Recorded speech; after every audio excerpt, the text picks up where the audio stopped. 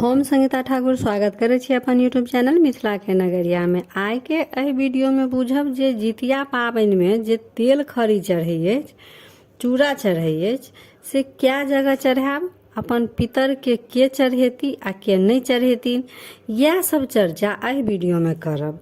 तो वीडियो शुरू करे से पहले चैनल के सब्सक्राइब जरूर कर लेब आ नोटिफिकेशन सेहो ऑन कर लेब। अखन जितिया से जुड़ल बहुत जानकारी हम वीडियो द्वारा अहाँ सब तक पहुँचाब।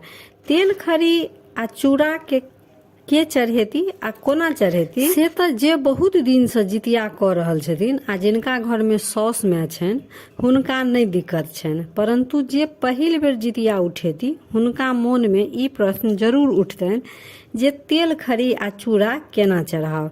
ई वीडियो खास वह पबनैतिन सब लेल छनि। देखू, जिनका साउस माय छनि ओ 3 जगह तेल खरी चढ़ेती।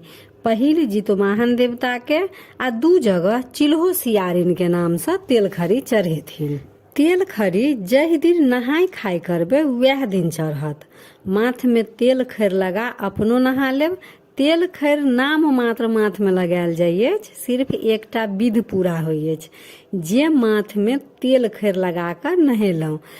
पहले माथ में शैम्पू साबुन क के नहा लेब, फिर नाम मात्र तेल खैर लगा कर फिर माथ से नहा लेब।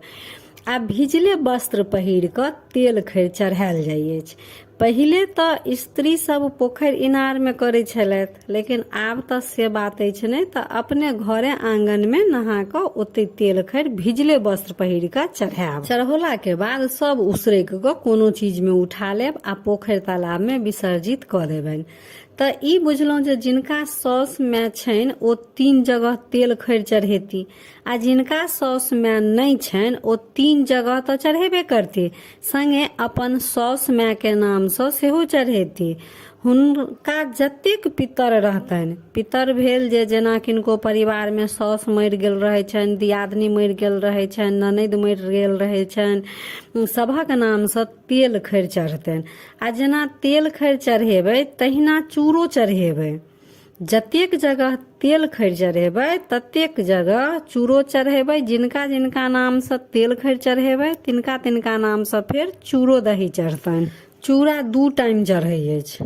एक बेर जहिया तेल खैर चढ़ेबै तो ओ नहाय समय में चढ़ा लेबै तेल खैर, आ नहा लेला के बाद फिर कपड़ा बदल के घर में आबि के चूड़ा दही मिठाई चीनी जतेक जे चढ़बै के हैत से फेर चढ़ेबनि।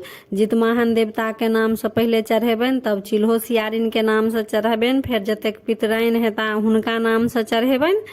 आ ओ जितवाहन के जे चढ़ल फिर सब उसरैक लेब आ जतेक जितवाहन के जे चढ़ेने रहबै से तो प्रसाद रूप में अपन घर में बच्चा सबके देबनि।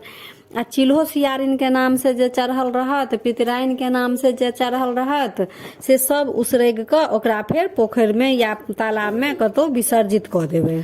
आ दोसर बेर चूड़ा भोर में ओठगन करे से पहले वह नियम से चढ़त जेना कि दिन में चढ़ेने रहबै। तो वीडियो केहन लागल कमेंट जरूर करब आ नीक लागल तो लाइक शेयर सब्सक्राइब क के मैथिली भाषा के सपोर्ट जरूर करब। तो फेर उपस्थित होइ छी एकटा नया वीडियो के संग। ताबे तक जय मिथिला जय मैथिली।